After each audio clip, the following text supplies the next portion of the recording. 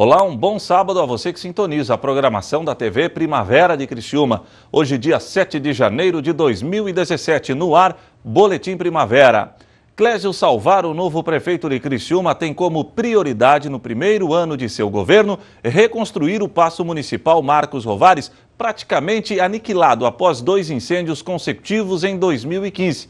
O chefe do Executivo criciumense contou como pretende realizar a obra. A reportagem é da jornalista Morgana Salvador. Após os incêndios que comprometeram a estrutura do Paço Municipal Marcos Rovares, poucos passos foram dados para a reconstrução do espaço. O principal impossibilitador foi o processo de licitações. Buscando simplificar, um decreto emergencial foi assinado por autoridades. A secretária de Infraestrutura e Mobilidade Urbana, Kátia Smialewski, garante que alguns detalhes importantes já foram feitos para que o Paço Municipal não tivesse desabado. O prefeito Clésio Salvaro, com a intenção de reduzir o custo da obra, ainda vai encaminhar um projeto para a Câmara de Vereadores para que autorizem o Executivo a receber maquinários e produtos oriundos de doações no setor privado. O calendário brasileiro está ficando cada vez mais colorido. Depois do Outubro Rosa e do Novembro Azul, com as campanhas pela prevenção do câncer de mama e de próstata, agora tem o Janeiro Dourado. O objetivo é orientar as pessoas que querem entrar numa academia sobre a importância de, antes de começar a malhar, procurar um médico para conferir qual o tipo de exercício físico que faz bem para elas. Maria Aparecida Araújo não esperou o mês de janeiro para começar uma atividade física. A Cida tem 58 anos, é educadora aposentada e sempre teve o hábito de praticar esportes. Quem que te incentivou a começar a fazer atividade? Ninguém, eu mesma. Quando você começou a fazer, você procurou algum professor de educação física ou algum médico do esporte para te orientar? Não, nenhum. A caminhada eu sempre fiz, então nunca procurei ninguém não. O que Maria Aparecida não sabia é que existem alguns perigos para quem começa a fazer ginástica sem orientação. Pensando nisso, a Sociedade Paulista de Medicina Desportiva criou a campanha Janeiro Dourado, porque sua vida vale ouro, que busca alertar sobre a importância da avaliação médica antes da iniciação à prática de exercícios físicos. Janeiro é o mês em que as pessoas prometem mudanças para si próprias, então elas prometem começar uma atividade física. Então nada melhor do que em janeiro a gente começar a orientar essas pessoas a fazer a prevenção. E por que dourado? Porque a nossa vida vale ouro, é o nosso bem mais precioso, a saúde é o nosso maior tesouro. Sempre que a gente for procurar uma atividade física, é importante entender. A primeira coisa é fazer aquilo que gosta, né? As pessoas perguntam, mas qual é a melhor atividade? É aquela que você gosta. Se você gosta de correr, gosta de nadar, gosta de dançar, que é uma excelente atividade, principalmente para quem tem um pouco mais de idade, dançar é bom para qualquer idade, né? Aí depois ele vai ter que procurar um médico especializado em medicina do esporte.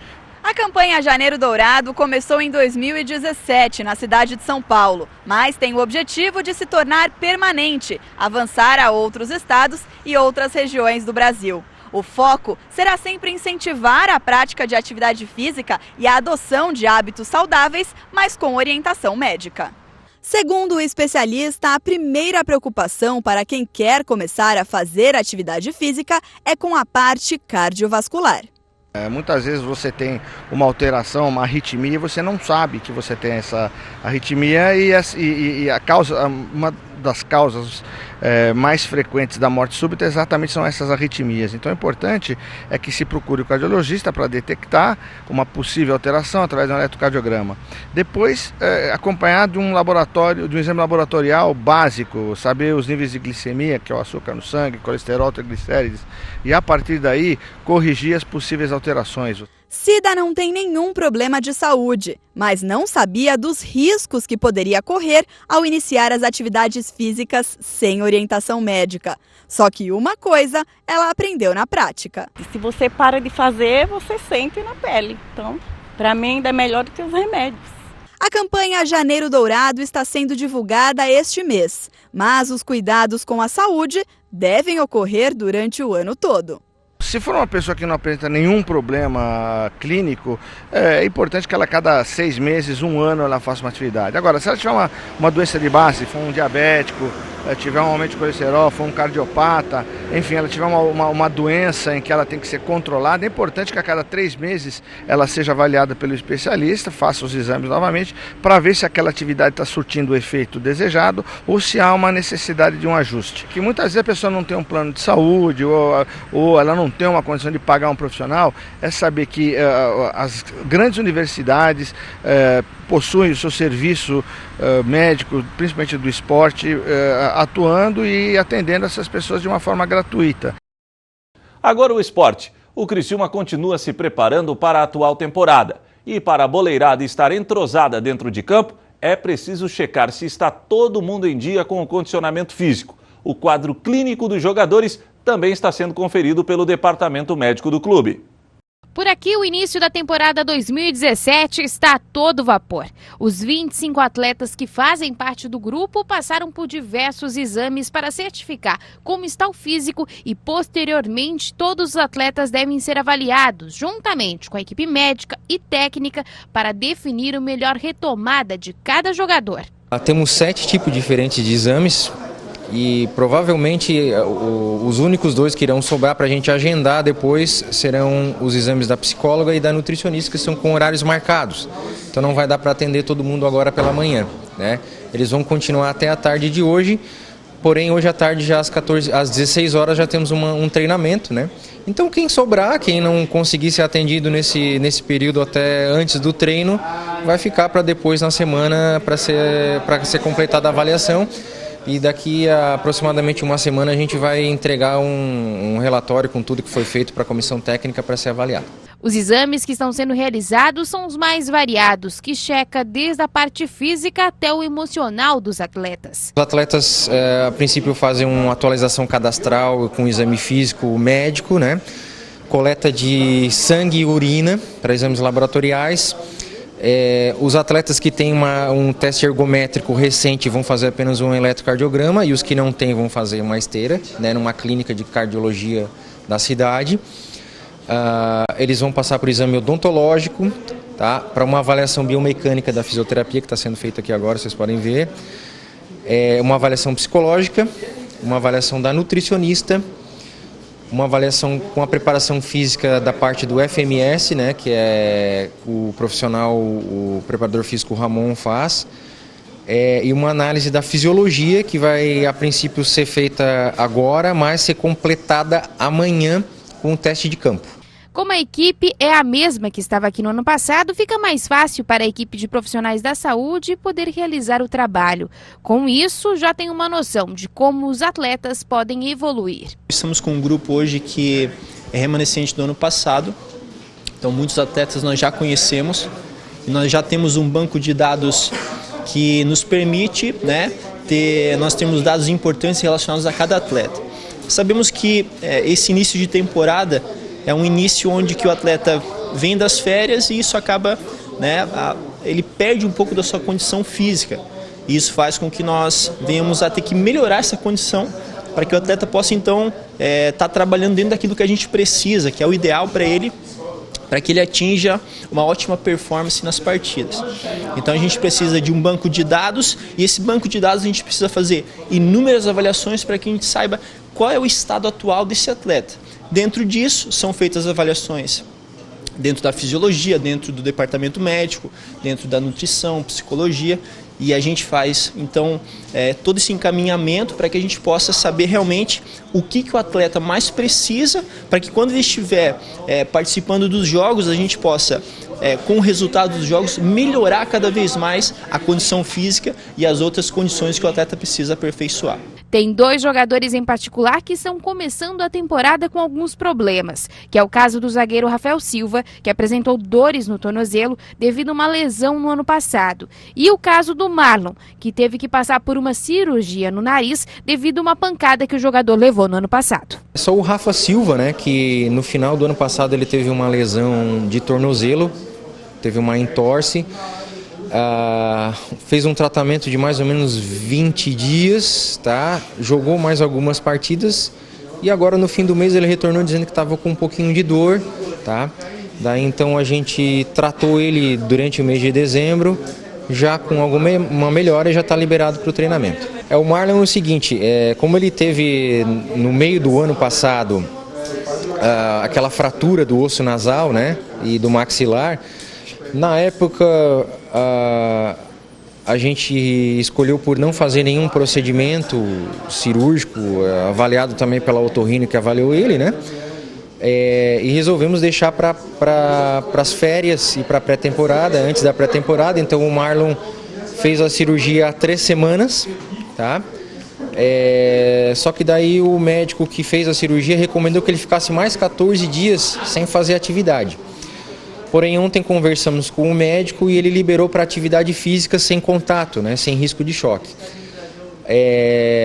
O Marlon hoje vai fazer um molde para uma máscara, para utilizar uma máscara para proteção, né?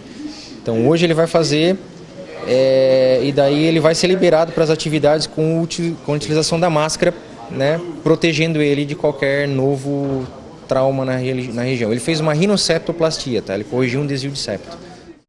E Criciúma está em festa. Ontem, a principal cidade do sul catarinense e uma das mais importantes do sul do Brasil celebrou os 137 anos de colonização e povoamento.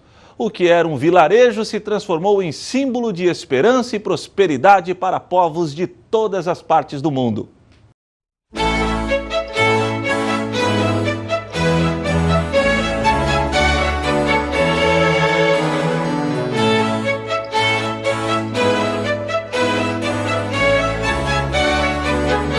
Devido à grande vegetação encontrada no local, nomearam de Criciúma e assim também foi dado o nome ao município. Os primeiros imigrantes a chegar foram os italianos e a primeira atividade econômica realizada no município foi a agricultura. Com o passar dos anos, chegaram as outras etnias que formaram o município, como a etnia polonesa, alemã, negra, portuguesa, árabe e espanhola. Temos alguns fatos que marcaram a trajetória de Criciúma para chegar até aqui. Tudo começou em 1880, com a chegada dos imigrantes italianos, que implantaram a cidade onde havia mata virgem, banhadão e animais silvestres.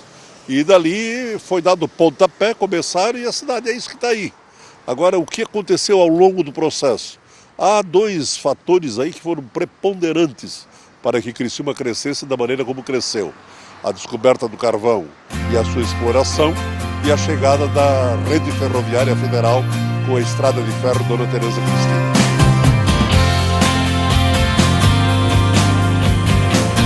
Após a descoberta da extração do carvão, a mineração foi a principal atividade econômica do município por muito tempo.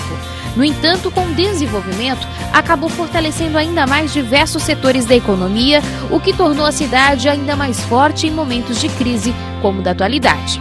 A capital brasileira do carvão e do revestimento cerâmico guarda grandes riquezas, como a própria mina de visitação Octávio Fontana, que permite que as pessoas conheçam como ocorriam as extrações, assim como aqueles que viveram essa parte da história podem recordar de cada detalhe.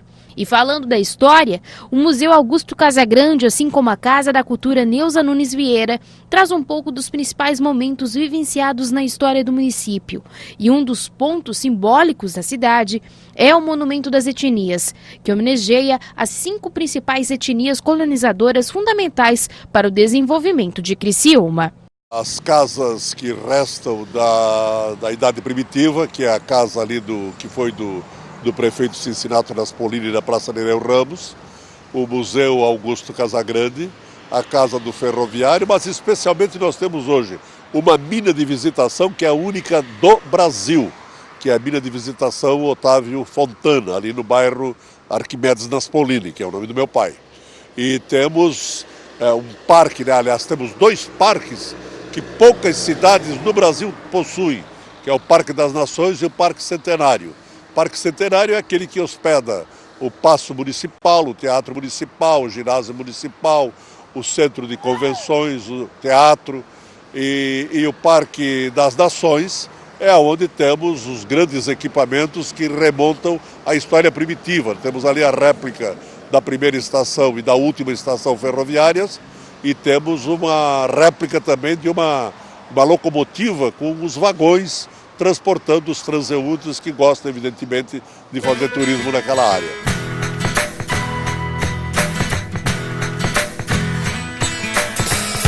A Praça Nereu Ramos e a Praça do Congresso são referências há anos da cidade.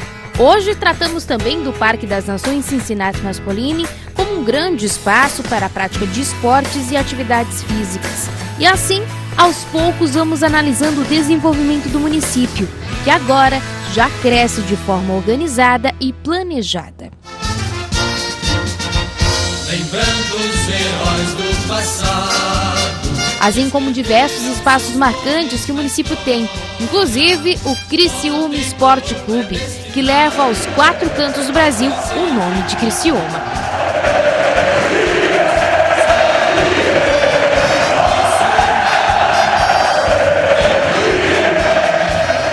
E o povo de Criciúma tem garra, tudo o que constrói é feito com muito amor.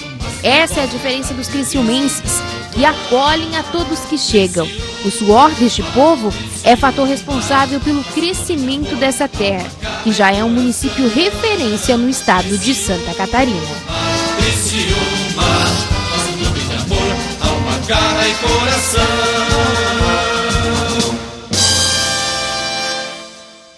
E o Boletim Primavera deste sábado fica por aqui. Para você, um excelente final de semana.